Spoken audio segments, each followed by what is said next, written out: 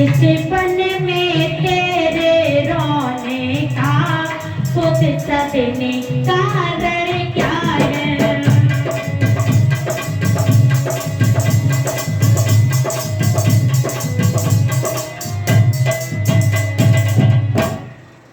नारद ने पूछा, हे देवी क्यों रोते हो?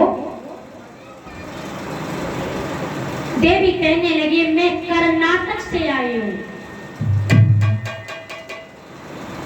अब कर्नाटक कहां दुनिया में है?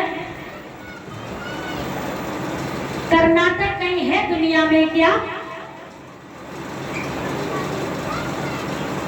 कर्नाटक हमारे अंदर है। भक्ति कर्नाटक से ही आती है। ये संसार में कर्नाटक नहीं है और वृंदावन भी ये संसार में आध्यात्मिक ज्ञान से देखा जाए तो संसार में नहीं है और साक्षात रूप में देखा जाए तो वृंदावन धाम है। कर्नाटक कान से भक्ति उत्पन्न होती है।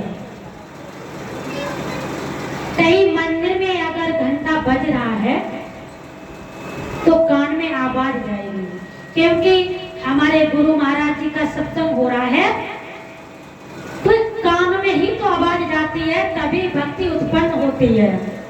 तो मन में विचार आता है,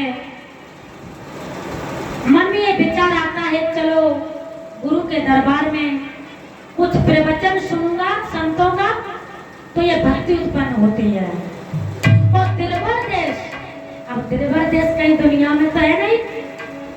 दिलबर देश कान से प्रकट होकर के इस दिलबर देश में प्रवेश हो जाती है भक्ति, इस शरीर रूपी दिलबर देश में।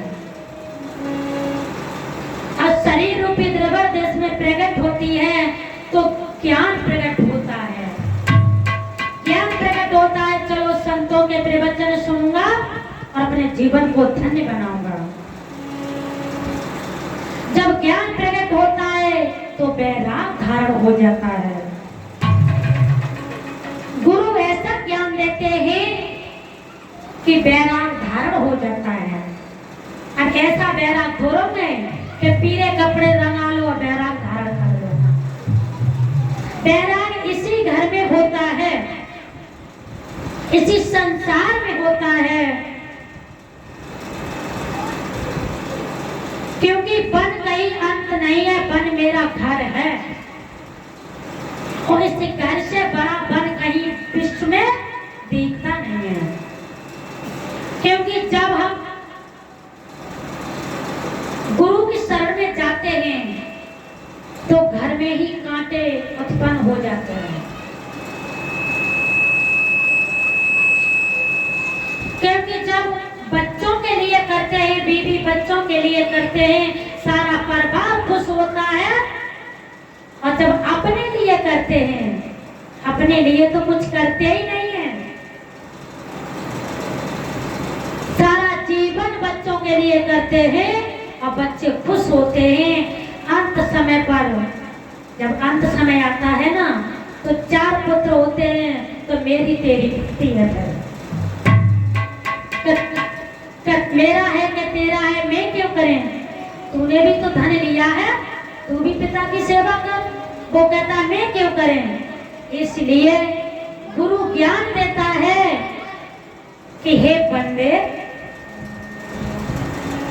मेरी शरण में आ जा, मैं तुझे शैतान से इंसान बना देंगे, इंसान से भगवान बना देंगे और भगवान से हम सत्य लोक को पहुंचा देंगे। आकर के तो देख मेरी तरफ, मुड़ करके देख। जब मुड़ते हैं ना भगवान की तरफ तो भगवान बहुत हंसता है, गुरु बहुत हंसते हैं। हे मूर्ख, चल अब तो आया, कुछ तो समझ में आया, तो गुरु की शरण में जाकर के तो देखो। तो इसलिए गुरु ने कहा है कि हे बंदे, भगवान को प्राप्त करना है तो मेरी शरण में आना है। तो भक्ति ज्ञान वैराग जब मूर्छित पड़े हैं तो नारद कहने लगे कि हे माँ, का अवश्य कुछ उपाय सोचूंगा।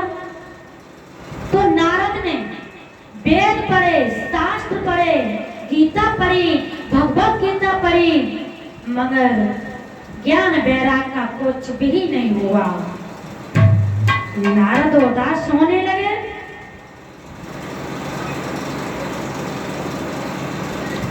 कहने लगे, हे देवी, मैंने वेद पढ़े, शास्त्र पढ़े, पूजा पाठ की, हवन किया, मगर मूर्छा क्यों नहीं चली? अब नारद कहने लगे, इसका क्या कारण है? लोग कहते हैं कि शास्त्र पढ़ने से उद्धार हो जाता है,